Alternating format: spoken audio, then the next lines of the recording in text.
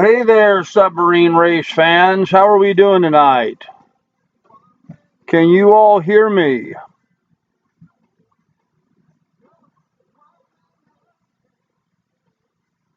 Can anybody hear me out there in YouTube land? Hey, Grizz, Teresa, Patrick, Christine, everybody. Yes, you can hear me. Excellent. Very good. Hey, Rhonda, glad you finally made it. Good deal. Hello to everybody. Well, we have got a lot to cover today. Hello, Judy. Nice to see you. I don't know. Can you guys hear the music playing here in the background? Give you a second to respond to that. I have a little Eric Stone music playing. If you guys don't know who Eric Stone is, you should check him out. Ericstone. He plays a lot of sailing, cruising music. You can't hear him? Not now, just you. Okay, hold on. How's that? Can you hear him now? I don't want to get him so loud that he blows me out. I've been blown up twice. Yeah, so your hearing's not very good, huh, Patriot? I hear that. I hear that. Okay, well, if you guys can hear Eric playing in the background.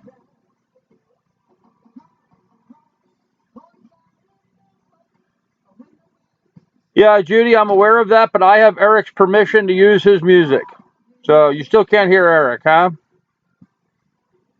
Nope, but please leave the music off while we're talking. All right, well, then we'll just stop that. There you go. Sorry, Eric. Thought it might be nice to have a little music playing in the background, but we will not do that. So no problem.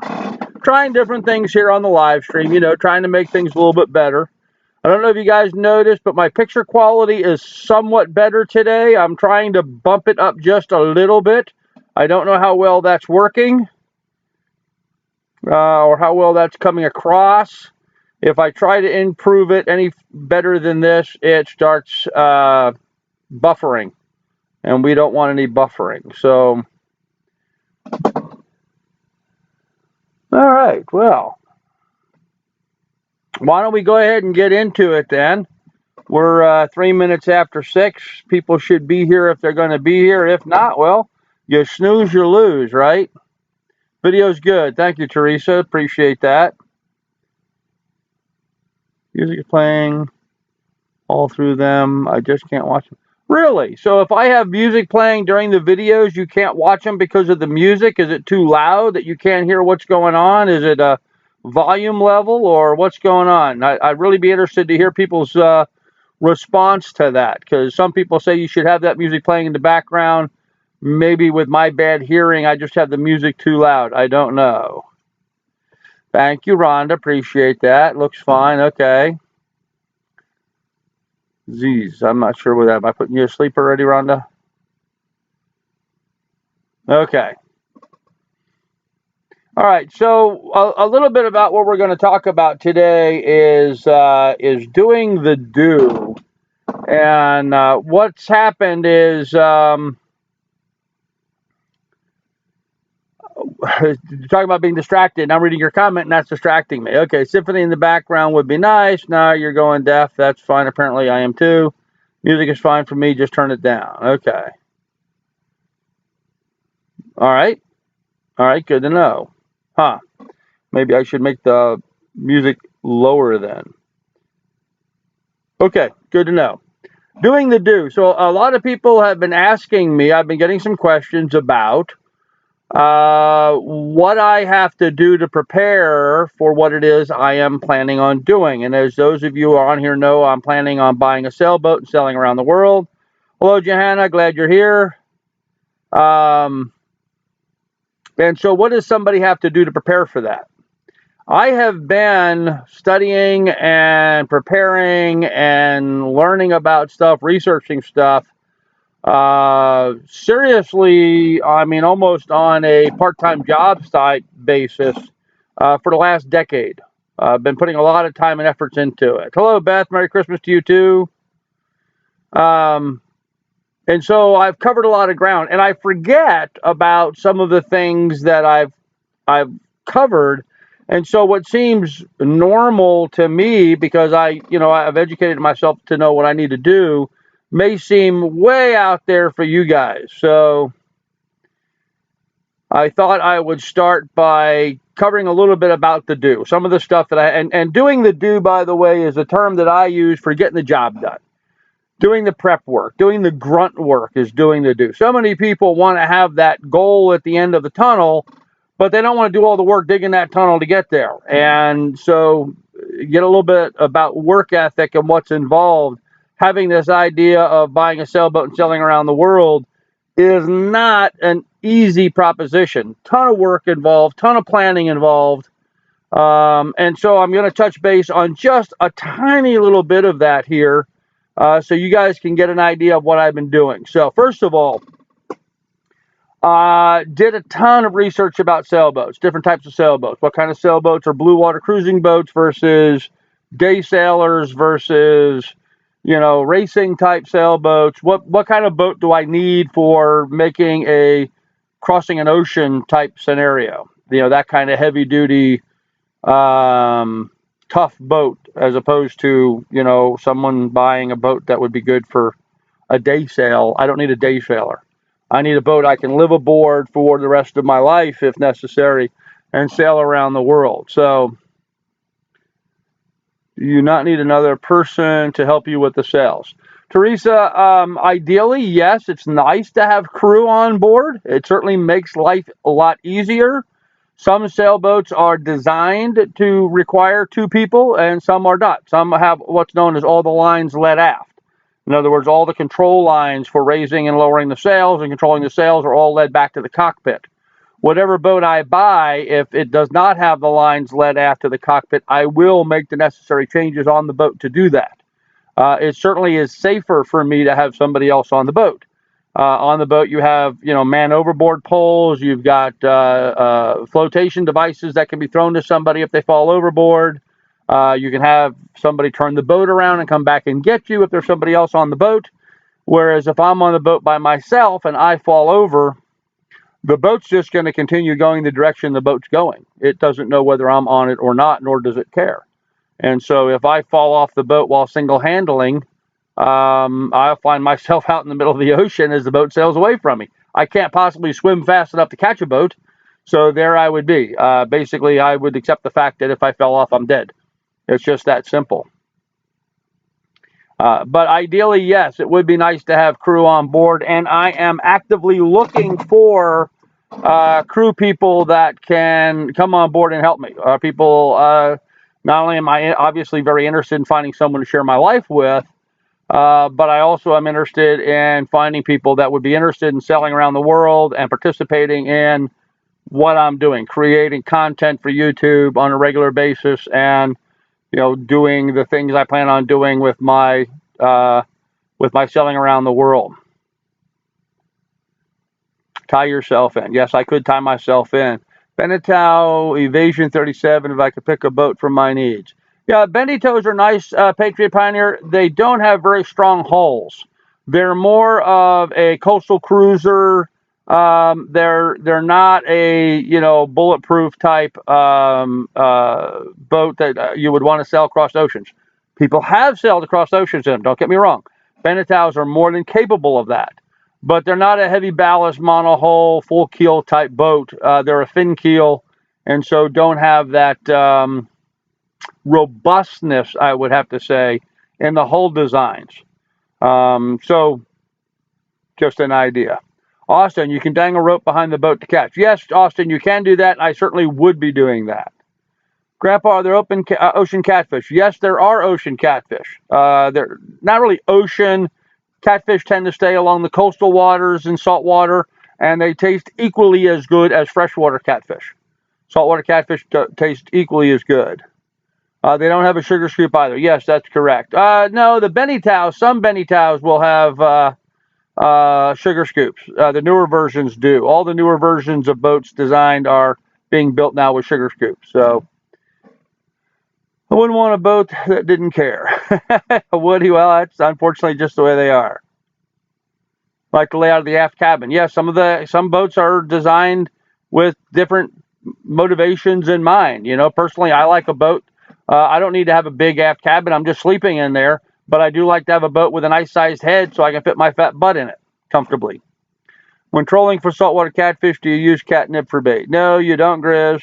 And you don't troll for saltwater catfish. You fish for saltwater catfish the same way you fish for freshwater catfish. You take bait, you drop them to the bottom, and you wait. Hard to target, very hard to target saltwater catfish. They're found in brackish waters mostly. So usually you end up catching flounder or some other bottom fish. Yeah, with dynamite. Well, yeah, you could always blow them up, but that tends to be a little hazardous on things. So anyhow, so I wanted to show you guys a little bit about some of the research that I've been doing. To start with, I've been doing, after deciding what kind of boat I want to do, figuring out my route and where I wanted to sail to. And so I invested in a number of books. I invested in Coast Pilot books. I invested in chart books. I've invested in books about world cruising destinations. I've invested in books about world cruising routes. This is Jimmy Cornell's famous book on world cruising routes. And these books give me an idea about where to be at what time of the year to be in certain places or not, more importantly, not be in certain places because the weather may not be very good in those places. Hold on, I'm going to transfer these over. Honey. Get up there. Okay. I've also been studying things like Cornell's Ocean Atlas. This is a really interesting book in that it has these charts. And I don't know how well you can see this. I'm going to zoom in on it, but I don't know if you can see that. But you see these little charts that look like little, I don't know, weird stars or what have you? They tell you what direction the wind is supposed to be. In this book, they are by month. Like, for example, I just showed you the North Atlantic Ocean for June. This is typically the way the wind directions are for June, that month in this ocean. And what you can look at on these charts, if it's a long finger coming off the star, that means that's predominantly the way it goes. If it's a very short, that means it's rarely coming from that direction. So whatever's the longer the leg off the star or off the snowflake, whatever you want to call this thing in the middle, the longer the leg, generally that's the direction the wind is. And so by this, you can get a pretty good idea that in June, the wind here is going to be going from here to here. It's going to be going towards the east. And so you can use that in your route planning because you're sailing on a sailboat.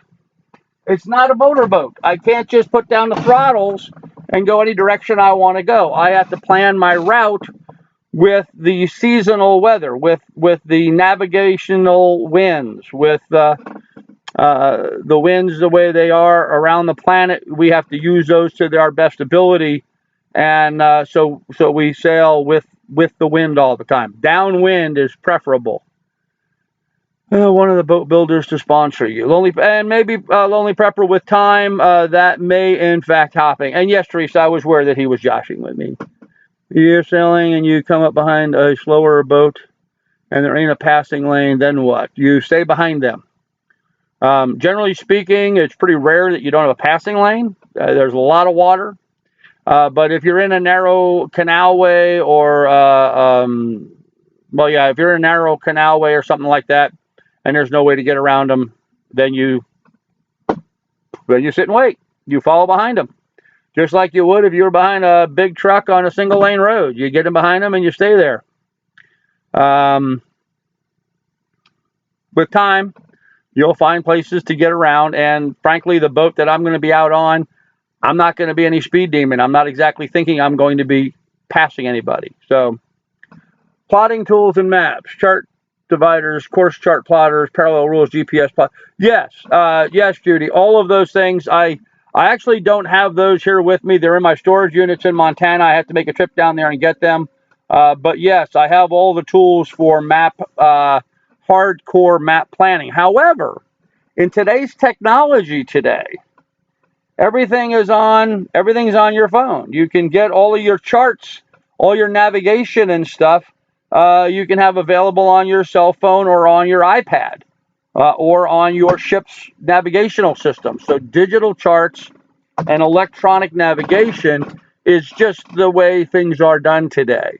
Yes, you need to have a plotter and you need to have some parallels and be able to plot a course the old-fashioned way. But nowadays you enter in, I'm here and I want to go there, and you plot a course. And then you have backup systems. As an example, like I've got a pair of binos here. I have hunting binos that I use all the time. In fact, my hunting binos are right here, right behind me, right there. They're my hunting binos. But these are boat binos. And the difference with these is when I look through these, it'll show me points of the compass. So I can look at a particular piece of land, like a promontory or a town or whatever, and I can look through here and I can see that that town is at 250 degrees from where I'm at. So that gives me a basis line. I can say, okay, so if I go from that town and I go the reciprocal of 250, and I draw a line out, okay? Now I look over here and I can see this town is at 90 degrees from me. So I make a reciprocal of that, 180 degrees. I make a line where those two lines intersect is where I'm at. That helps me do coastal navigation.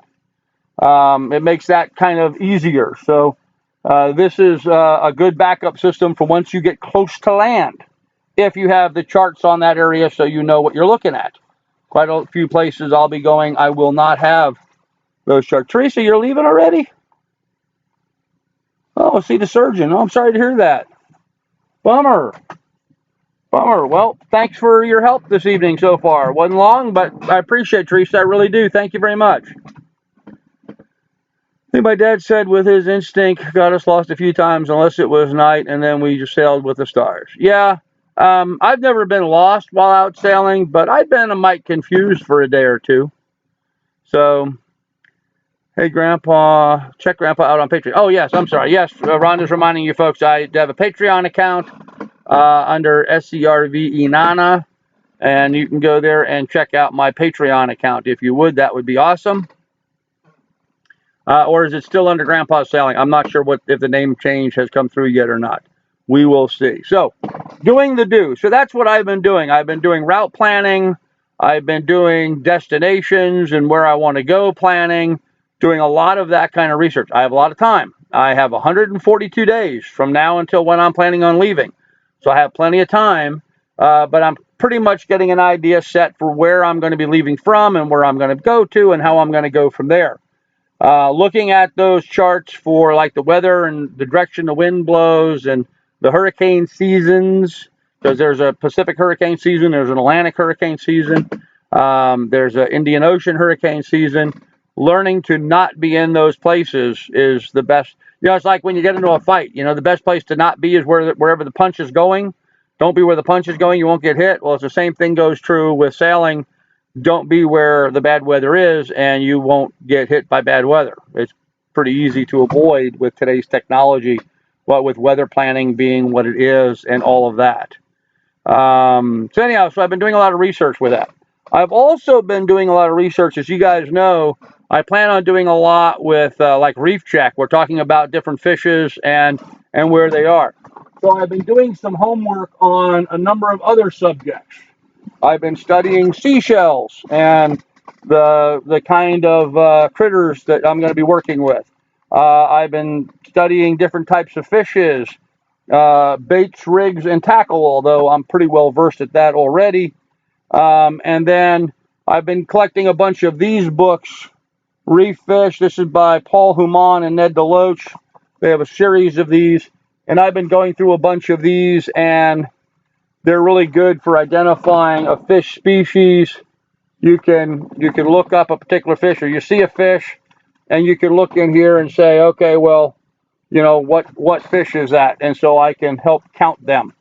So that's pretty interesting. I will make a quick note. One of the more interesting books that I bought, and the reason why I bought this is a Florida Sportsman, Sport Fishing for Florida, but it has a lot of the pelagic species, which can be found throughout all the oceans. And what I find really interesting with it is that it'll tell you whether they're good eating or not. So you can look at something like a Cubera snapper as an example, and in here it talks about its food value, excellent to about 40 pounds. Larger ones tend to get coarseness and carry the possibility of causing ciguatera, which is a poisoning. So you can learn what fishes taste good. That way, if you're going to go out fishing, you don't want to go spear fishing and shoot something that's not going to taste good. So you can avoid that. So, and I've got a bunch more books on order coming in, so I will be studying those. Then I also have a bunch of these like little plastic charts, more fish identification stuff, maps and software, and these are like little quick reference things to look at. I don't know why I collected so many of those, I just have. And so I've been doing that kind of research.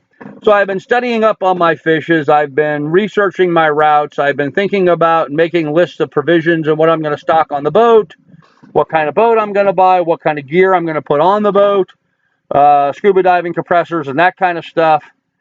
And that's what I'm spending a great deal of time in doing. And you know, it takes a great deal of time to do that. It really does. Planning a voyage like I am doing is easily going to take me this 6 months or so to get prepared to do that trip. Almost to the point where like I'm working almost 8 hours a day studying and preparing for stuff. So one thing I didn't mention also, I've been practicing my guitar. I used to be pretty good at playing guitar. Johanna's on here. She can attest that I used to play guitar fairly well. I don't play guitar at all anymore. It's like I've forgotten everything. So I'm starting over and relearning how to play guitar again, which is kind of fun. Building up my calluses on my fingers and my coordination and having some fun with it. So I spend about a half hour a day. Well, about 15 or 20 minutes, my fingertips start hurting pretty quickly. Practicing and trying to get better with my guitar. My idea is that if I'm going to have backup music on my videos, it'd be nice if I could play it myself and not be having to use somebody else's music and deal with the political nightmare that might be. So, yeah, so I've been practicing. Okay.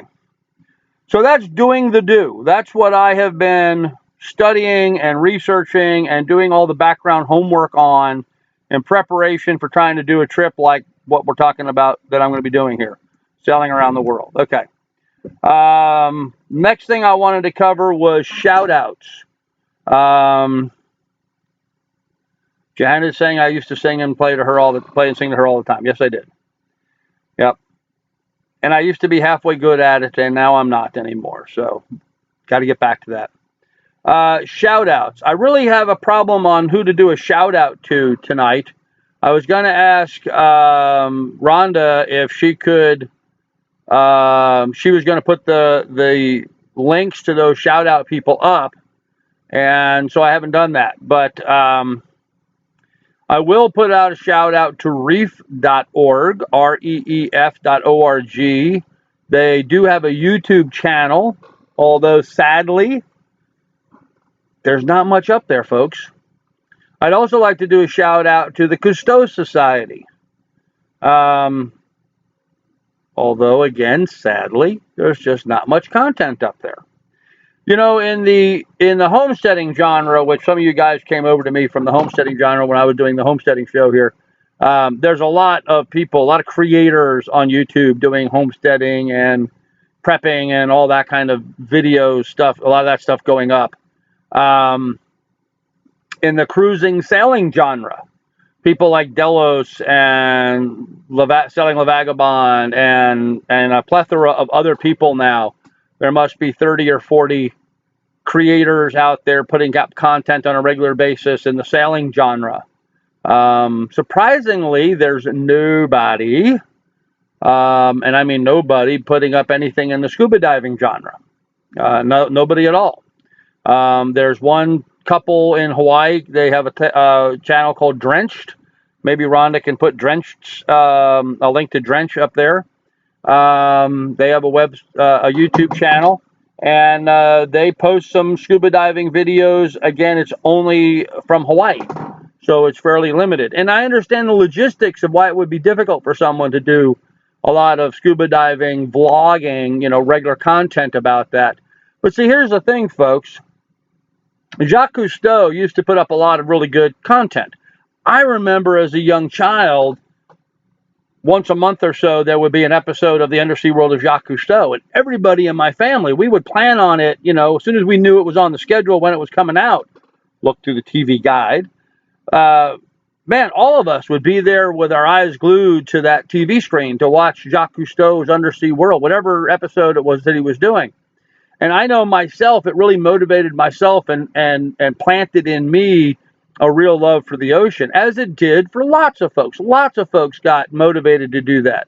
And they have gone on to become today's marine biologists and, scientists and scuba divers and diver trainers and dolphin trainers and, working at SeaWorld or what have you. And there's a lot of those out there. Patriot Pioneer saying Rick Moore does a little on scuba, but mostly drone footage. Yeah, that's his thing. He does more drone footage than scuba. Very little scuba, actually.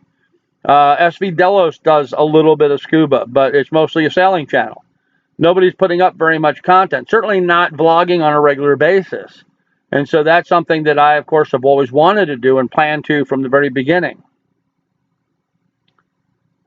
You need one of them. I need, okay. The sail patch, and yes. Actually, Judy, I own a Sailrite sewing machine, which is a heavy walking foot sewing machine for doing sail repair. You'll find that I am tool heavy, not just fat heavy, but I'm tool heavy. I'm a believer in having the right tool for the right job and making sure that I have those with me. So I assume, Rhonda, that is the link for Drenched there, that YouTube channel. Okay. So anyhow, it's been 40 years since Jacques Cousteau was creating regular content. So the question is, who is it today? Who's going to motivate people today to become interested in careers in oceanography and marine biology and all that? Who's motivating it? Because no one's putting out that content.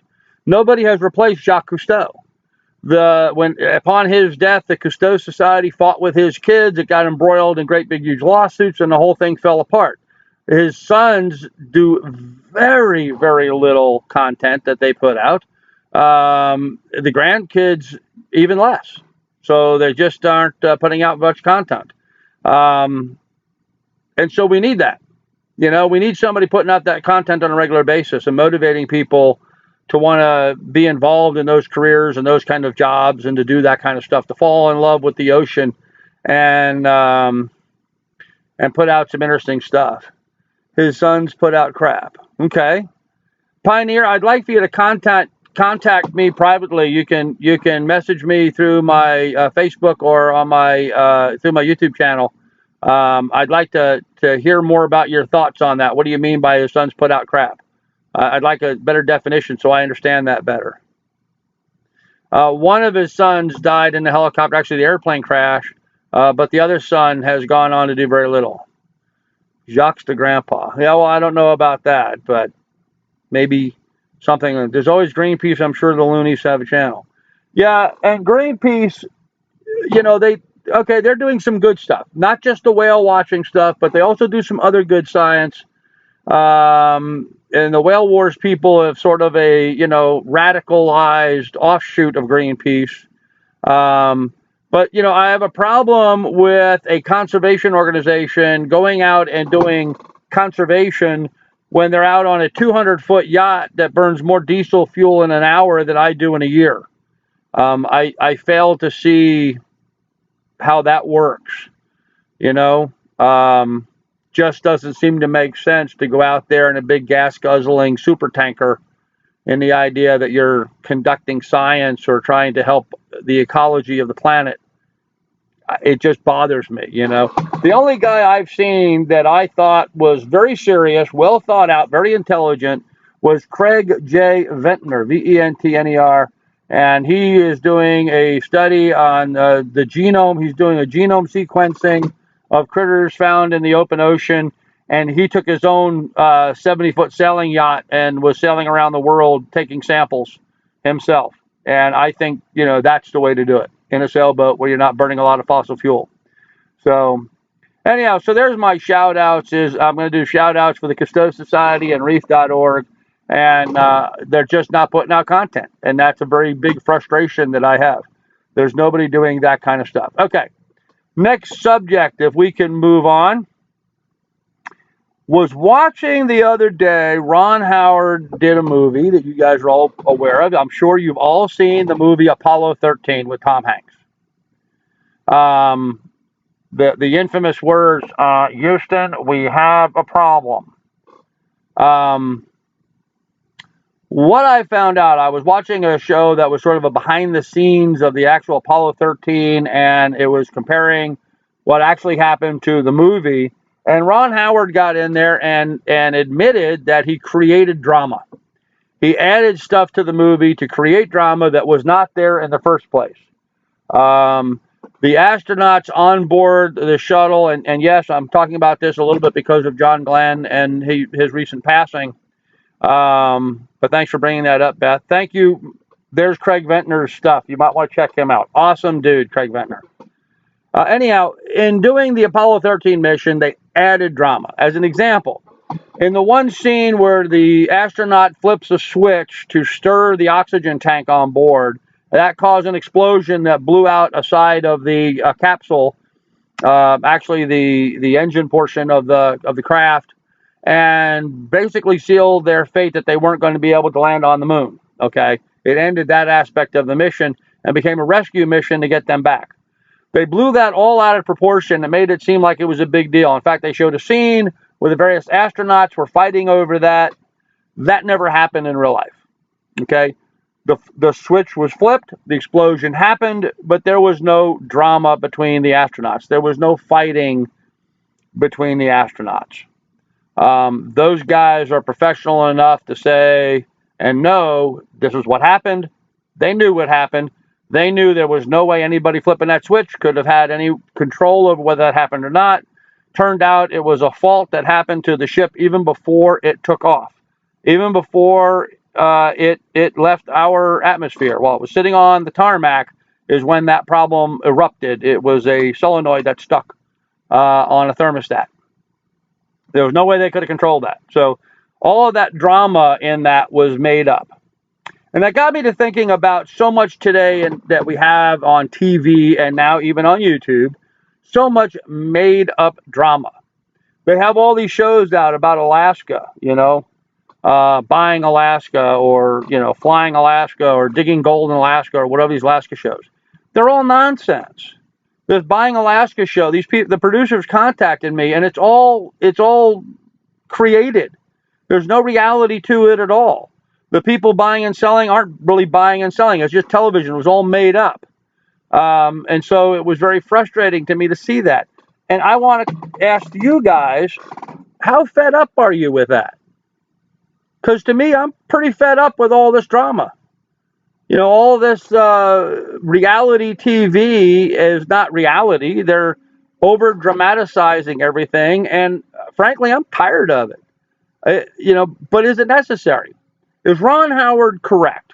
Did they need to add drama to the Apollo 13 mission?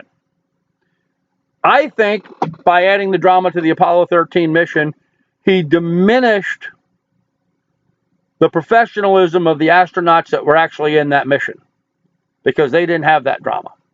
I think he misrepresented them as being whiny, snivelly people and not the kind of people that they really are, that you can just simply, there's what happened, let's fix it, no drama, let's just get it done. Get her done, get the job done. And I think so much of what's wrong with our society today is this need to over-dramatize everything. And something that, maybe I'm wrong, but when I'm doing my channel, I'm not going to try to over-dramatize stuff. It is what it is. In fact, I have a tendency to sort of, belittle it. It's minus 15 degrees outside. I'm living here in a little cabin. If it wasn't for my little wood stove, I'd freeze to death. I got to go outside and do chores and feed critters and whatever in this cold. It's just something that you do. There's no reason to make a big drama story out of it. So what say you, my friends, my board of directors, my people on here?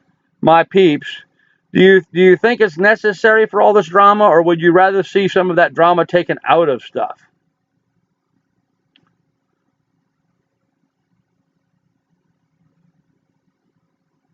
Yeah, Judy, I agree with you. I think it was very wrong that they over dramatized that. Okay. Alaskan bush people is terrible. Yes, it is. Absolutely horrible. Any local news talk about the hole in the sun and actually laugh about it. Either don't take crap seriously or lie. Yep, okay. I like the scenery on the Alaskan shows, mostly because I miss the place. Okay, I get that. Then I have my own. Most movies take poetic liberty. Think tank. Yes, my think tank. Yes, Rhonda's correct. My think tank. I like that concept. Life on the homestead is tough enough without the added drama. American Pickers is pretty good. Take the drama out. I like drama so I can make fun of them. So is Down East dickering. Okay. All right. Well, it seems to me like the general consensus is from all the normal people out there, and that leaves Grizz out. All the normal people out there are saying take the drama out of it. That the drama is not necessary. You know, life's dramatic enough as it is. So I don't remember who was it here who said the homestead. Yeah, Patriot Pioneer. You know, life on the homestead's tough enough. It certainly is.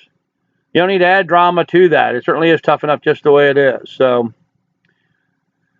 okay. So you guys agree with me that Ron Howard should not have added all the drama to that. I'm glad to hear that. Cool.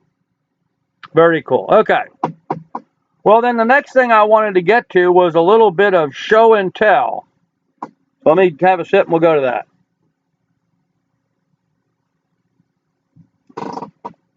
I'm being really bad. I'm actually drinking a Diet Pepsi. Stomach would bother me. I thought the cola might help. I'm English, so if something goes catastrophically wrong, it's my job to act as though there is no problem. Yeah, well, Austin, that's the way I was raised too. Not that there's not a problem, but that, you know, there's a problem, but it can be handled, it can be managed. There's no reason. I don't get hysterical, you know. In all the things I've done in my life, participating with the fire department and being a guardian ad litem, a CASA, I've learned that, you know, you don't get excited, you don't get carried away, you just deal with it. So,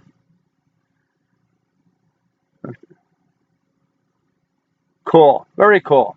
All right, little bit of show and tell. Last week, I talked to you guys about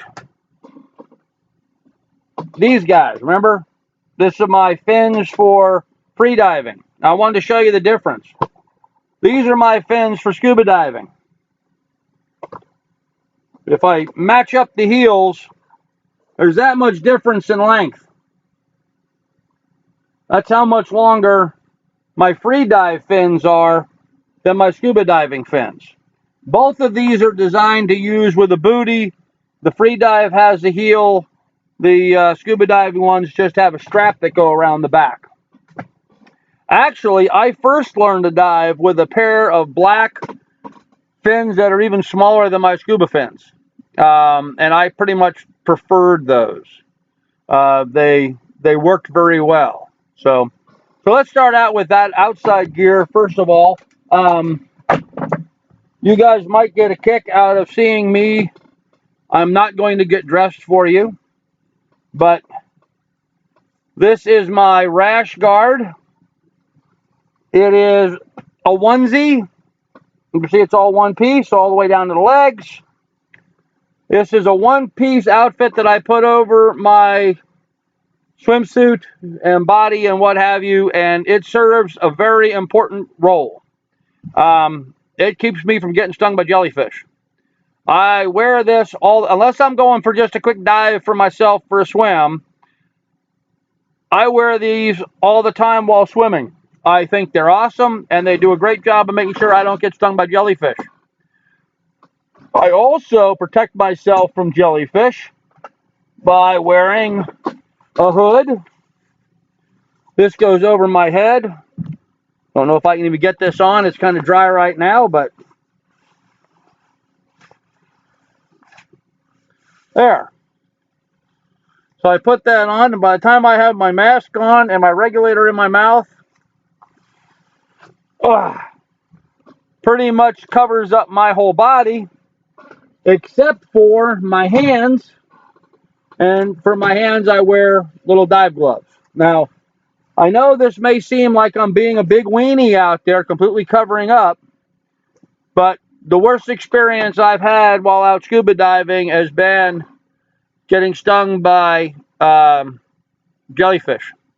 And man, they hurt. They really do hurt. And the worst thing about them is that the way to treat a jellyfish sting is to pee on it. That's right, you heard me right, is to pee on it. So what you do is you pee into a bottle and then you spray it on or put it on yourself, and the uric acid tends to offset the sting and it helps relieve it. Anyhow, we'll try to avoid that. So I wear the skin so I don't have to worry about peeing on myself. I was cleaning out shop last night. I found my old scuba pins 40 years ago. Very cool. 40 years ago. Wow. Usually the rubber starts to break down, especially if they get a UV light on them. Auto check changed my last text from grandpa to great. Ah, okay. Does the peeing on your thing work? Yes. Peeing on a jellyfish sting is highly effective. And not just box jellyfish, Woody, but there's a lot of jellyfish out there. There are some jellyfish that don't sting at all, but a lot of them do sting. And some of them, you won't even see a jellyfish around. It could be just a jellyfish tentacle that broke off. It's floating in the water someplace. You swim along and all of a sudden you've got it wrapped around your face or something. They can really hurt. So I tend to cover up pretty good. Really pee when asked comes in handy. Yep. On a separate survival note, you can drink your pee twice. Oh, there you go. You can drink your pee twice. Huh. Okay, not that I would want to do that, but I guess if I needed to, that would add a little bit more liquid into the equation. Okay. All right, so next thing I want to talk about. My fins, I wear little booties. These are my little booties. This one is a little chewed up by a dog, but I like wearing these anyway because I can walk in and out of the beach or up onto the boat or do other things with them and not worry about stepping on things that are going to hurt my feet, like sea urchins, although a sea urchin would probably go right through that. I prefer, I'm a weenie, guys. I like to have protection. So foot condoms. I will wear them and then put my fins on over them. I prefer them that way. Yes, booties. Booties, not boobies, not breasts, but booties. Okay, what next? Well, I guess let's get into the scuba gear.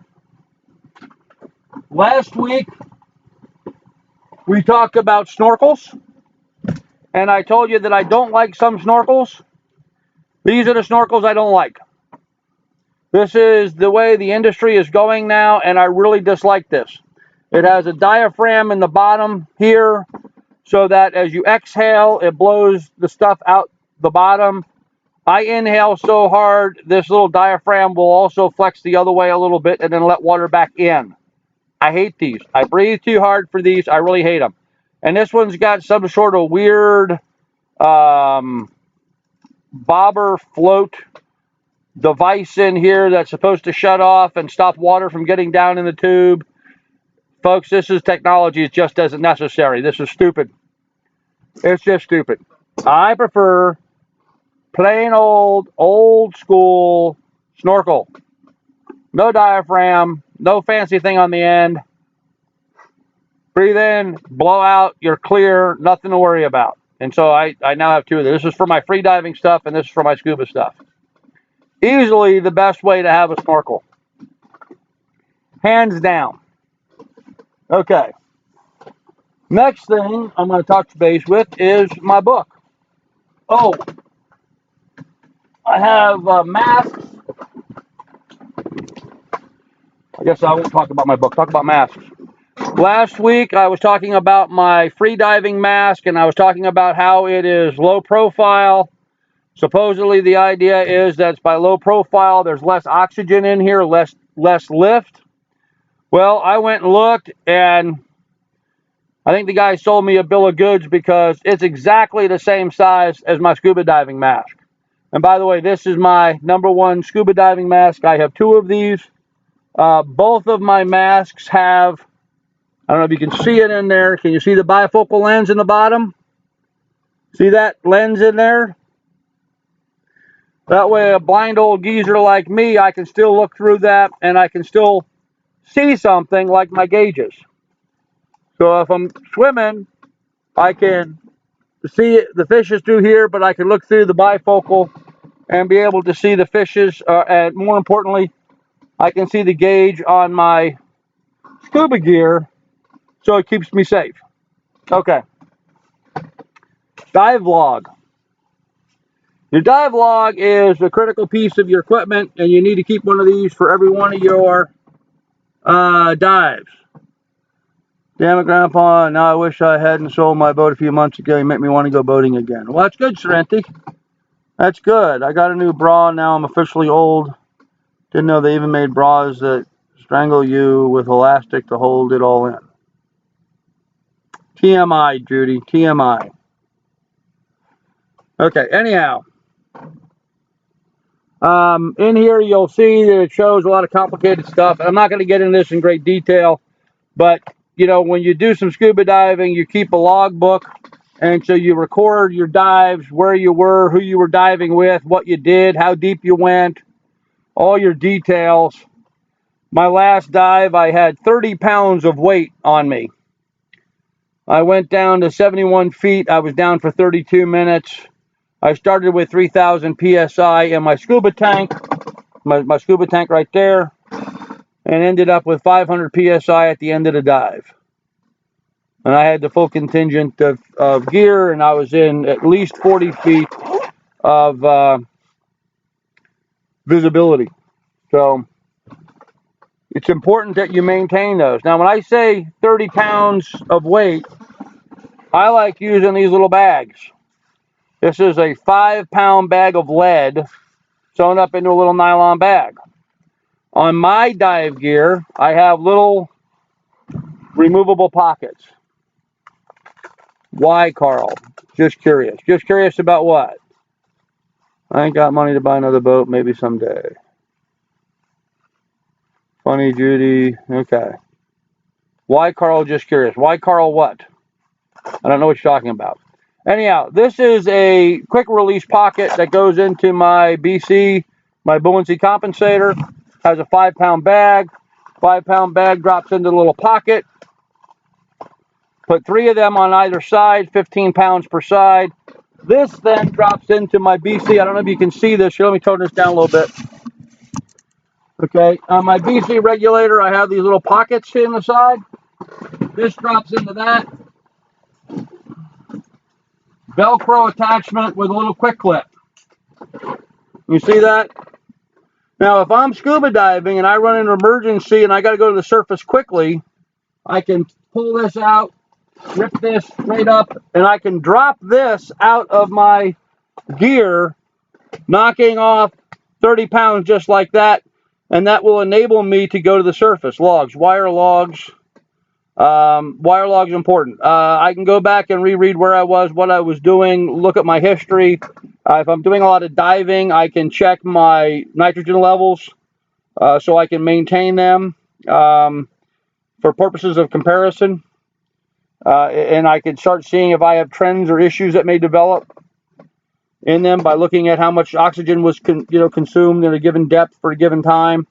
Mostly for scuba diving, we do that so we can do our dive table, which will protect us from nitrogen narcosis. I can look at how long I was down, what depth I was at, and how long I was down. I didn't really get into that because I didn't want to go into that much detail, but to give you a brief introduction to that, we have in our dive blogs a dive scale. And what it is, it looks like that. Looks like that. It looks kind of weird. But I can put in here how long I was down, how deep I was, and by using this, I can do a calculation for how much nitrogen I have retained. in my blood. And the longer I stay out of the water at depth, or on the surface rather, that nitrogen will offload. I will breathe in and out, and I will get that nitrogen out of my blood and out of my system. I need to be able to monitor that. If I do 1 dive, 2 dives, 3 dives in the same day, I need to track that because it has a compounding effect, and I can overload my body with nitrogen, and I can get what's known as nitrogen narcosis, which means I could literally pass out from it. And, you know, you don't want to pass out when you're under the water. It's just not a healthy thing to do, because you need to be able to be wise enough to know that you need to get your butt to the surface so you can breathe. And you got to be able to do that in a timely fashion so that you can get back up there in a safe way. Diving fanny pack. Yeah, we carry fanny packs of a sort while diving, and I'm going to get to that in a minute. This is just your dive weight. This isn't a fanny pack, just as it is a dive weight. I have all kinds of stuff on my gear. My gear is known more as a technical gear. My BC, this is my buoyancy compensator, and this is more of a technical. You see the yellow thing here? That's my tank. If I turn this around, there you can see the scuba tank, my buoyancy compensator attached to that, and then my octo hoses up here connected. And then all of that comes to all of this stuff on the front, which is, well, it's a lot and it's intimidating for someone who doesn't know, but very quickly you get comfortable with it. Okay, most important things I have going on here. I have these 2 lines coming over the top. I have this big air hose that has a cable in it that I can pull on. I don't know if you can hear the air going out.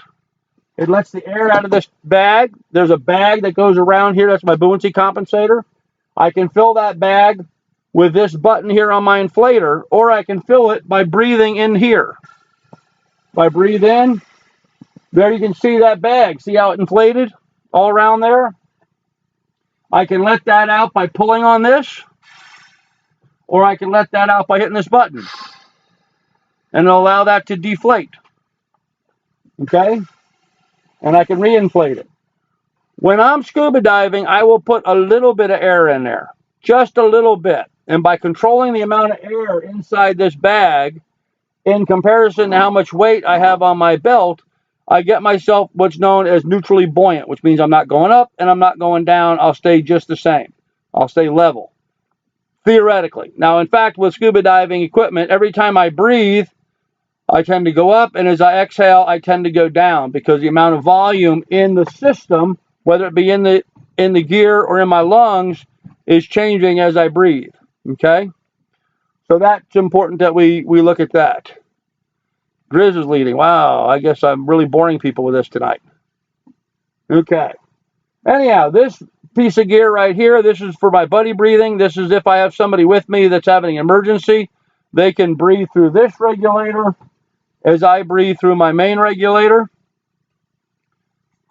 My main regulator has a purge valve. I can control the airflow in and out of it, and I can control how hard it is to breathe, inhale and exhale from it. I also have my controls. I have a compass, my gauge, my pressure gauge telling me how much air I have in my tank, and my dive computer all on there. I also have retractors, because I like to attach a whole lot of gear to myself. And let me get to my gear real quick. All the rest of the nonsense that I carry with me. Scuba divers, we go inside of a lot of wrecks and stuff. So I will always carry, well, for one thing, I'll carry collection bags. These little red bags for collecting samples and stuff. Dive lights for diving down in dark places. I have a bunch of other gear I carry with me. This little piece of safety gear, this is a float that folds out to a 3-foot long signal beacon. I have a little whistle. I have a little pad that I can write on to communicate with other people. This is all kept on a magnetic release that clips to my belt, so I have all this stuff with me at all times. This little magnetic thing got me in a lot of trouble one time because it was affecting my compass. I don't know if you can see that, but as it moves around, it affects my compass direction. when I was doing a checkout dive and was trying to navigate, I couldn't navigate because this magnetic piece on my BCD was offsetting the compass on there. And then while scuba diving, I always carry a knife. This is the Fog Cutter 10. What I like about this is it opens up and becomes a scissor. Now, I use this much more for removing garbage from the reef than pretty much anything else. I'm constantly removing fishing line and nets and stuff from the reef and cleaning up the reefs. So I use the scissor attachment for cutting through stuff. Very sharp, has a little hook on the bottom for cutting line and a jagged thing on the top. So you can see how that looks. I can zoom in a little bit and you can see how that works like a scissor. In fact, this one's a little salty or sandy. It needs to be a little oiling, but anyhow, that's my dive knife. And I actually have 2 of these. And these go on my calf muscle, around my bottom of my leg. And then I just have a bunch of other little stupid stuff that I carry with me sometimes. And, you know, I have little tools and these are little neat things. These are little tank lights. This clips and mounts up here on my tank and just blinks. It just blinks the whole time I'm underwater. And what's neat about that is other divers will be able to see me in the dark and also be able to find me if I'm cave diving or in a wreck someplace or at night dive. They'll know where I'm at by that. Okay, somebody asked what brand of knife this is. This is a Fog Cutter 10 by xssscuba.com. I don't know if you can see that. xssscuba.com, the Fog Cutter 10. And XS Scuba, XS. As an X-ray Sam Scuba, XS Scuba. I really like them. I found this knife design, and this is all I ever take with me now when I'm scuba diving. I really like these knives. It's got a little wrench type thing inside in the middle here too. I don't think I've ever used that. I have used the butt end of this thing for banging on stuff, like breaking open shelves and stuff. I've dug holes with the knife before, dug stuff out. It's just pretty cool.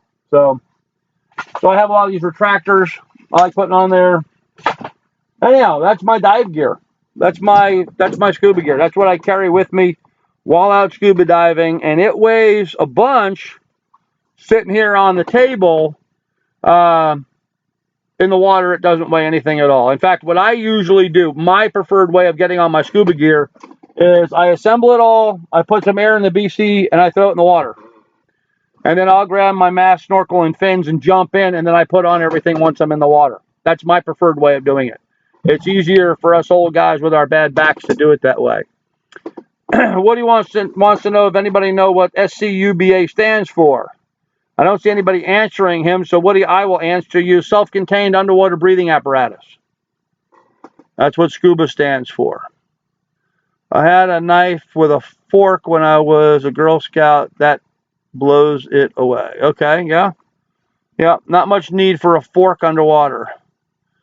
Well, spearfishing, though. I use tridents. I use forks sometimes for spearfishing, depending on what I'm spearfishing. So, self-contained underwater breathing apparatus. Yep, okay. All right, Woody, so you got a bunch of answers there. Self-contained underwater breathing apparatus. So that's my scuba gear. That's the gear I use for when I'm scuba diving. I have separate gear for snorkeling. I have separate gear for free diving, and I have separate gear for scuba diving. The 3 things are very slightly different, but they require some different gear. So anyhow, just what I do, just the kind of stuff that I use. And plan on using quite a bunch of it. I'm out of pop. I'll grab some water. Plan on using quite a bunch of it as time goes on. So,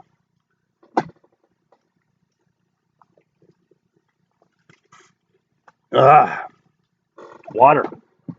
Does anybody have any questions about any of the gear? Or is there anything you want me to go over with a bit more? Invented by Cousteau. Yes and no. Jacques Cousteau took claim for a lot of the design. In fact, he was more of the test lab than the designer. It was people on his staff and in his crew and other people that he knew that really designed what he did. The scuba mask, he was one of the first people that designed a scuba mask that, or one type of scuba mask. The kind that used to have just a big round plate front. And so it was not Jacques Cousteau. And actually, who invented it? It would depend on what it you're talking about, because there's been a lot of different evolutions along the way. And in fact, I don't remember the name of the guy who developed the first actual scuba gear, but it was a good friend of Jacques Cousteau's and someone that he was working with, and they were part of the same team. But Jacques Cousteau was a naval guy and not necessarily an inventor, although he is credited with being the guy that developed it, or at least so that's my understanding. And of course, I may be wrong. So I don't know, Woody. If you think it was Cousteau, is that who you thought it was? He was not the first. Yep, Lonely Pepper's right. He wasn't the first. There was some other people that had some stuff before him. But he was the best known. And why was he the best known? Well, he was the best known because he's the guy who used it on TV, and so he got the credit. You know, he made it famous. And there's a lot to be said about that, I guess. Personally, I find it an absolute shame that there's nobody, and I mean nobody doing any scuba diving out there and vlogging about it. And I can understand that to a degree. It's very expensive to go scuba diving if you have to deal with logistics, travel, and hotels and boats and whatever else to go scuba diving at a location. So it'd be very expensive to do that, but why aren't the people that have dive operations? Why isn't, the people that teach scuba diving doing that, blogging about it? Maybe because they're diving the same site over and over again. I know when I dove with, let's say, ocean divers down in the Florida Keys, you either went out to Molasses Reef or you dove the Benwood, or you dove, one or two different wrecks, or you went to Molasses Reef. Those were the dives that they offered. And so how many videos can you do about diving the same place over and over and over again? So I don't know. He had that accent. That helped a lot. Oh, Jacques Cousteau had that elected. Yes. He perfected it. Yes, Woody, you might be correct. Woody may be there. Jacques Cousteau may have perfected it.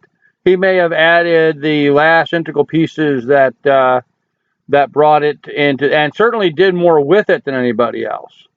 He certainly did more with it than anybody else publicly. Now, there's a lot of other people that dove, but he was the guy in the world for the longest time. And why is that? Why wasn't more people doing that? I don't know. You feel like vlogging channels are all the same nowadays. That's why I watch you, Grandpa. You're unique. Okay, Rente, I appreciate that. I do try to be unique. But I am going to try to take that uniqueness on the road and continue to do a vlog.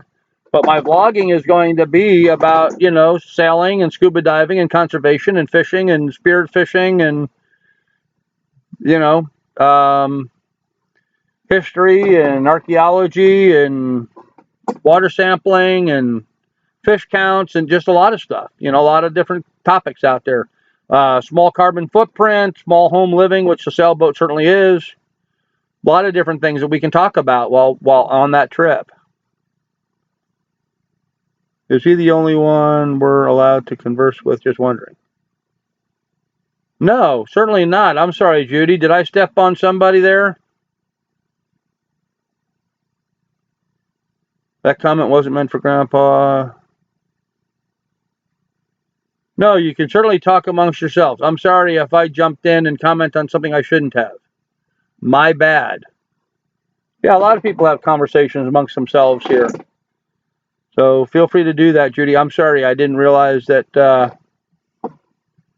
I overstepped there. What comment were you referring to? He had that accent that helped a lot. Is that the comment you're talking about?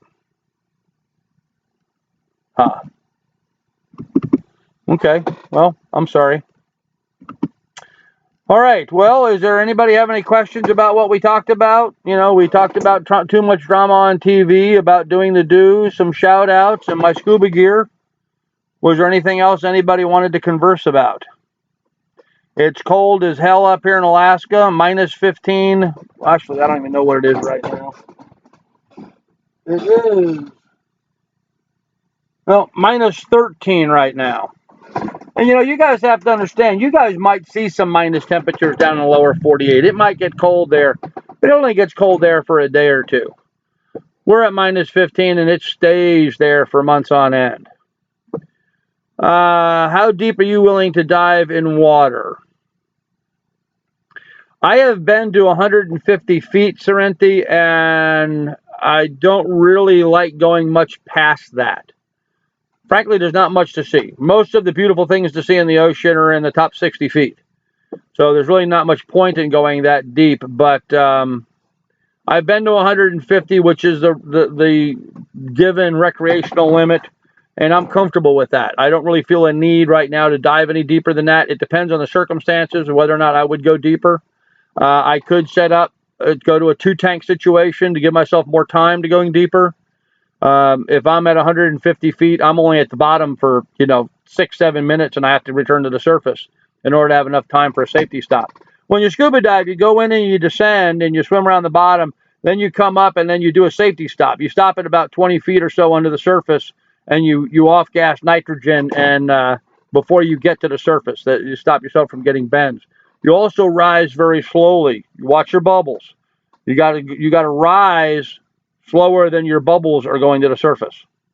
That's the rule of thumb. So Scuba, Da Vinci drawings in 1500 were 100% accurate. Yes, I think I may have remembered something about that.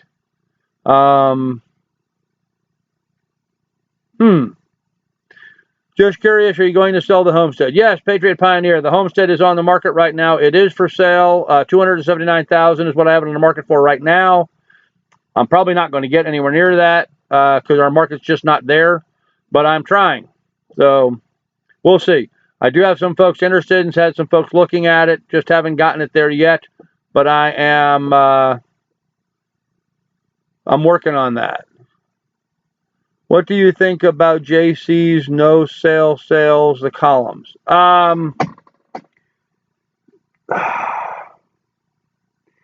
This is a technology that has been played with and developed.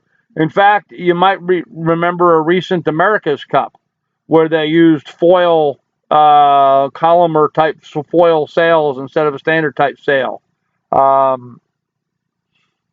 It's an interesting technology. I don't think the technology is quite there yet. I think they got to do a bit more with it before that technology is going to be there. I'm not a fan of them. So I'm going for more traditional sailboat anyway. I bounced 200 once, Carl, to save a guy. Yeah, and Lonely Prepper, and I could see doing that. I would certainly bounce 200, but it would be a matter of down and up very quickly. Get down as fast as you can, get back up as fast as you can.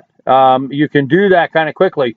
But I've also know that, 150 feet, you're starting to have, seeing some ill effects with your mental faculties and stuff at that depth.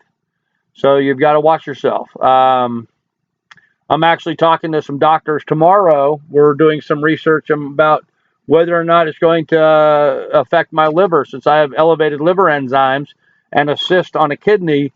Are those going to be troubled by the excess pressure? Will that excess pressure make that kidney cyst erupt and need surgery? Will it irritate my liver to the point where I might need to have something done? So we've got some questions that we're going to be working on, and I'll be talking to doctors tomorrow about that. Will you get to see stills and underwater videos too? Judy, I'm going to be shooting underwater video. I probably will be taking some photos, but very little. It's mostly going to be just underwater video. It depends on what it is I'm looking at. You can always pause video, but sometimes you don't get the detail like you do with a photograph. So I don't know. We're going to see. I'm going to be using my Canon 70D underwater. I've got a housing on order for it now, and so I'll be able to do really nice quality 20 megapixel video and photos. So we'll see. Hey, Mark, nice to see you here. You missed a lot. Yep, totally blew my dive time too. Oh yeah, yeah. If you're gonna go down to 200, you're just down and up. You don't have any time for fun. Oh, okay. Oh, sorry about that. Hit the table. At least the dog's being well behaved. She's not whined or whimpered one bit through this. I thought for sure she was going to be a problem. She went into her crate earlier today, and she's been there ever since. So Miss Lily is being well behaved. Oh, I was telling somebody earlier today about me. Oh, that was Teresa, and she's already gone now. But I'll tell you guys anyway because it's funny. I was out stalking a sled yesterday morning. Got up early. It was still kind of dark outside. And where my bed is situated, I can look out the window and I could see my feed barrels. So there was something black by my feed barrels. And I thought, there's a black bear out there.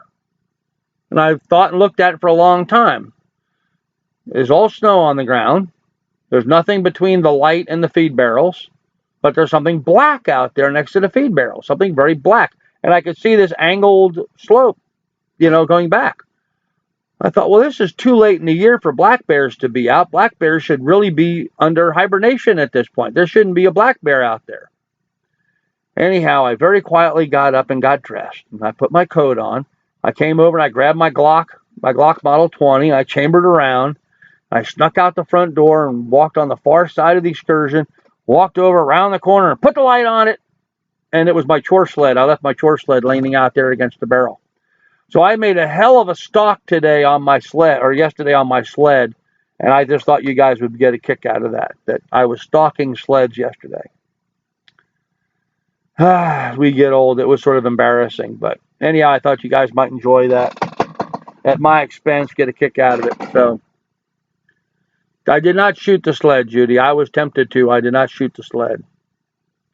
So hey, you got to be honest, and sometimes we do goofy stuff, and so I did. I stocked up on that.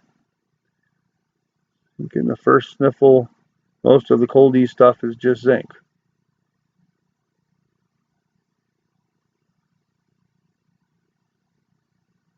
Huh. Oh, Sorrenti's battling flu. Oh, Mark's battling a flu. You guys are all sick, huh? Jeez. No, Lonely Prepper, there's not going to be a video on me stalking the sled, unfortunately. It was very early in the morning. It wasn't even first light out. But there I was sneaking outside with my Glock getting ready to shoot it. So I've stalked many a knot in a branch. Well, yeah. And, in Montana, I've stalked a lot of stumps. A lot of places there in the woods, they had fires, years ago. And, some tree will have knocked down and the stump will be all black. And then we get snow on the ground. And you're out there in the woods and all of a sudden you see a black spot. Well, that's a bear, right? So you go sneaking up on it and it turns out it's just a burnt stump that you're looking at. So I've hunted a lot of stump bears. Yes, yeah, the Glock Model 20 is 10 millimeter. Yes, Woody, it is. Very quickly became my favorite go-to piece for self-defense. I have a Remington 870 pump 20 gauge hanging over the front door, but I put the Glock in my hand if I think there's going to be a problem. So my backyard last year, oof, that was a pain. Yeah, raccoons are a pain in the neck. So I would shoot raccoons just as fast as I could possibly shoot them. Okay, and with that said, I don't know, is there anything else we need to talk about?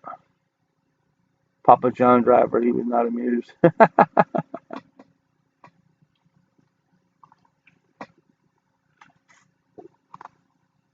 Got to watch those pizza delivery guys up here in Alaska. They drive Mercedes. That's what I found out. Our pizza delivery guys up here drive Mercedes-Benz. I thought that was pretty amazing. Anyhow, so that was it. That's what I've been doing. I've been doing the do. It's amazing the amount of work that I have in front of me that I'm trying to get done. But a lot of work to do, and we're making progress through it. So it is what it is.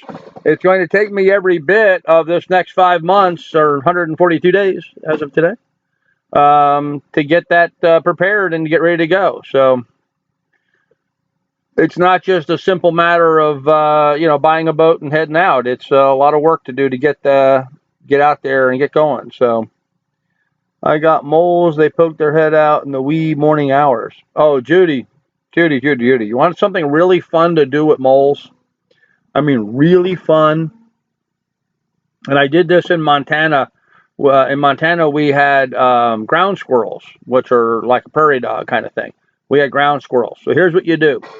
You take your fishing rod. You run your line out. You put a snap swivel on the end. Take the snap swivel and swing it right back and clip it on the line so it makes a loop that you can make bigger or smaller. You go out to the ground squirrels. For us, they make a hole like a prairie dog. So we would lay it on the dirt, the line out there, and then we would feed out line from the fishing rod, and we would sit back away from the hole and wait for the ground squirrel to pop up. And when he did, we would yank it. That would tighten that noose around him, and then the battle would be on. We would be fighting that ground squirrel as he went running around all over the yard. I don't know if you can do that with moles, because I don't know if they come up in the same spot every time. But man, we had a ball with them. We just had a ball with them. We got to where we went to stainless steel leaders. We would buy long, like 20-inch or 30-inch stainless steel leaders and use those, because they would eventually bite through the monofilament line. Do I carry buddy air while diving? Mark, in the past I have not, but I plan on buying a buddy air and carrying it with me in the future. It just solves a lot of problems before they happen. So it's always a good idea to do that. Sorrenti asked about my neighbors. Sorrenti asked me about my neighbors. I missed that, Sorrenti. Sorry. No, I don't see Sorrenti talking about the neighbor. Oh, I had raccoons in the backyard. Yeah, I've seen that. Huh. Are the in-laws gone? Yes, the in-laws are gone. Yes, the in-laws have moved out. I had to laugh. They've moved out and took most of their stuff. They still left some junk here. And pretty bad that they texted me. Didn't bother calling me, but sent me a text message about 3 days ago saying that they'll be back in the spring for the rest of their stuff. I told them by spring this land's going to be sold and that stuff's gone. So if it's still here, they've left it as far as I'm concerned. How's your trespassing neighbor doing? Any issues lately? Sorrenti, I've not heard a word from him, but now that hunting season is over, there's no reason for him to be over here. I imagine once we get more snow on and people get out on snow machines, he does not own a snow machine, but people get out on snow machines, he might be over here, and that may become a problem in the future. We had silvertail fox squirrels. They are bigger than my cuckoo. Okay. Yep. Silvertail fox squirrels are pretty big squirrels. We have little tiny squirrels here. We've got these little pine squirrels, and they're really small. I mean, they're head to tail, probably 10, 11 inches maybe. Not worth hunting. Not like the big grays and fox squirrels we used to get in the mid or in Ohio and New York and those areas. I lost a white mouse lure. We'd cut the hooks off of trying to call in a bobcat, but a hawk grabbed it. Oh, that's a shame. Should have left the hooks in it. High neck piano wire will cut that snow machine trespassing out. Yes, it would. Yep, take this head right off. Yep, that's true. That's true. It certainly would do some damage, but I'm not willing to do that. Guy's trespassing. He's not committing murder. No reason to try to kill him. Might be a little bit too much force going that direction. Dog, another dog I can't spell for him. Oh, talking about dogs. I don't know how many of you guys are coming over here, are familiar with the Homestead Network, a group of people I used to belong to but don't anymore. One of their creators, a guy by the name of Tommy Alderman, Alderman Farms. He's got a YouTube channel called Alderman Farms. Really nice guy. Tommy's a really nice guy. Always was very supportive of what we're doing. Tommy was recently attacked by his dogs. He had very large dogs, 120-pound dogs, and that were not well trained, not well socialized to humans, and were of a breed that were apparently aggressive. Anyhow, Tommy was out. One of the dogs got a baby piglet, and Tommy went out to break it up and ended up getting chewed up by the dogs. So put him in the hospital, and his son had to come out and shoot one of the dogs that was on him, and then the neighbor killed one of the other dogs. Tommy was very badly chewed up and had to go in the hospital and get a bunch of stitches. So you might want to check out. I don't know the breed off the top of my head, Patriot Pioneer, but if you go on to Facebook and look up Tommy Alderman, Alderman, Tommy, Tommy Alderman.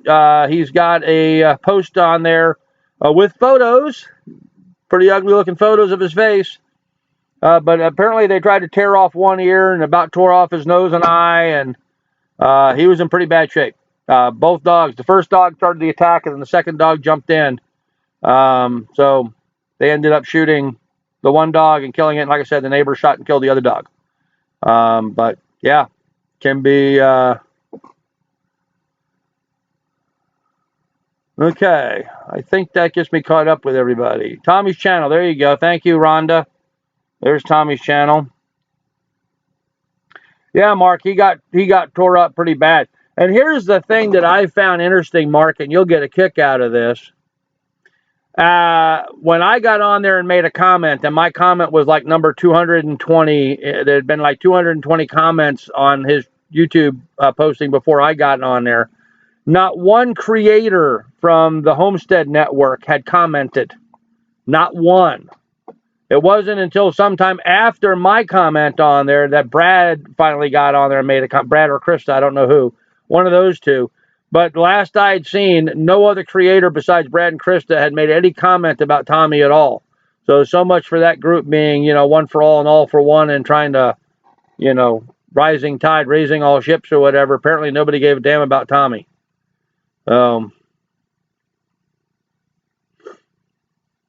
There you go. What are you getting? Some snow? Oh, Lonely Prepper said he did a live stream tonight and told about it. Yeah, Anatolian Shepherd Dog. There you go. Yep, there's a breed I will not own. Hey, I've been surprised. I've had Labrador Retrievers and Golden Retrievers my entire life. And I like those breeds because the word bite is not in their dictionary.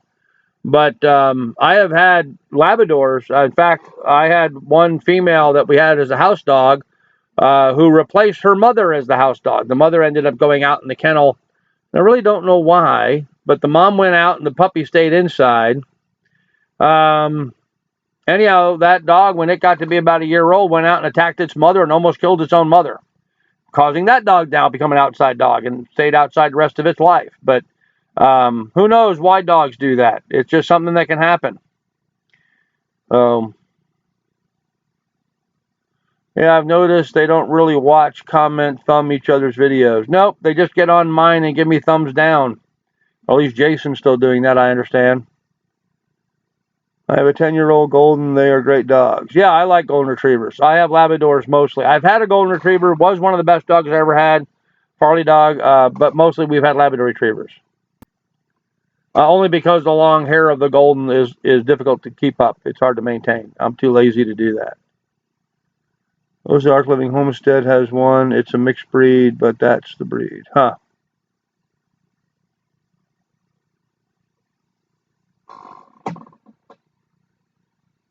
Yeah, I'm with you, Mark. I try to support every channel, but, sometimes you don't get any reciprocity in that, and you have to wonder, so. 2 Irish Wolfhounds, 1 Siberian Husky, and 1 purebred mutt. Purebred mutt, okay. Little black labs are big softies, but when guarding the property, they're total psychos. Huh. Okay. So we're digressing into dogland then, huh? I have been a breeder in the past, so I Had Labrador retrievers in my life since I was a young child. In fact, my sister Marianne Weist, W-E-I-S-T, excuse me, as one of the better known kennels in the East Coast. She's in New Jersey now, and she's got show labs, the big fat English, short fat English labs. I have American field trialing labs, tall, long-legged labs. I have hunting labs. She has show labs. Show labs are a waste of time. Gonna get Lily a traveling companion. No, I am her traveling companion. I'm not getting Lily. I'm not getting any other dogs. It's gonna be hard enough traveling around the world in a sailboat with her without having a second animal to have to deal with as well. Boxer, American Bulldog, Aussie Dalmatian, and Coco, a Shih Tzu Yorkie Smoky. Shih Tzu Yorkie Smoky. Okay. Interesting stuff. You guys have a lot of interesting dogs. Patriot Pioneer, why are you dealing with a husky? You know, so many people think the Siberian husky is what we used up here in Alaska for dog mushing. Huskies are not good dog mushing dogs. They're too heavy coated. Maybe in the far Arctic, but here in Alaska for dog racing, they have too heavy of a coat. Nobody up here hardly uses them at all. Freighting dogs, maybe, or dogs for running a trap line, maybe, but they don't use them for race dogs. I think Deep South is the only true homestead on the network.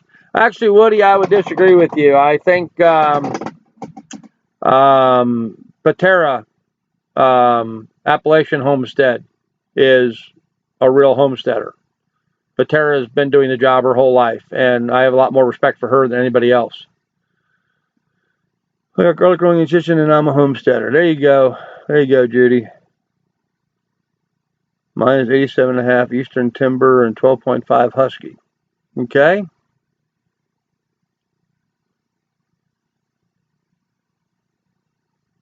Huh. Maybe so. Maybe so. Well, guys, we've certainly gone way past the hour. It's 7:27 p.m. up here in Alaska.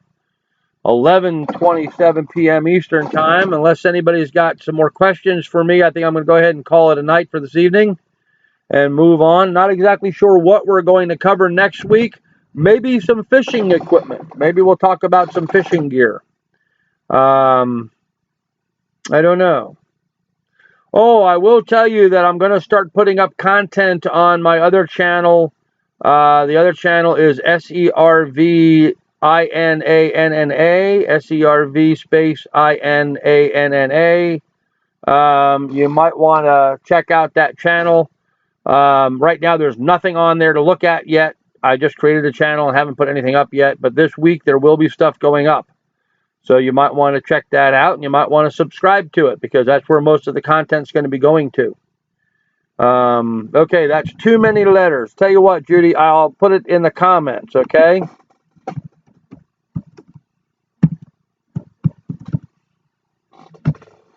There's the new channel name is now showing there in the comments. Of course, I type in the comments, that's immediately, and it's going to take a while for you guys to hear this, so there you go, SERV Inanna. And that stands for Sailing Exploration Research Vessel Inanna. Yeah, there you go, Appalachian Homestead. Good night, Kathy. We'll see you. And everybody else, we'll see you guys too. And magazine-fed rifles. I like magazine-fed rifles too, Patriot Pioneer. I just play Homesteader on YouTube. Yes, you do, Mark. You just play it. Fishing, please. Yeah, you guys want to see some saltwater fishing gear? I can break out the saltwater fishing gear. It's always fun to play with toys. You know, it's sort of weird being up here in Alaska, minus 13 outside, and I'm playing with scuba gear. It just seems kind of weird. You know, it's polar opposites of what you would expect. So this stuff doesn't even have a place up here in Alaska. So that's sort of interesting. But yeah, maybe we'll contact we'll do some fishing stuff next week and talk about some of the fishing gear that I have, some of the stuff I use. maybe some of the fly fishing gear, maybe some of the deep sea tackle, and we'll go from there. See, I got my rods hanging right above my head right now, so maybe I'll bring some of them down. We can talk about it. All right, well, guys, you all take care. Have fun. Try not to work too hard. Enjoy your week. Know that better times are ahead, so you guys smile and have a really good week. And we will see all you guys later. Take care, folks. We'll see you next week.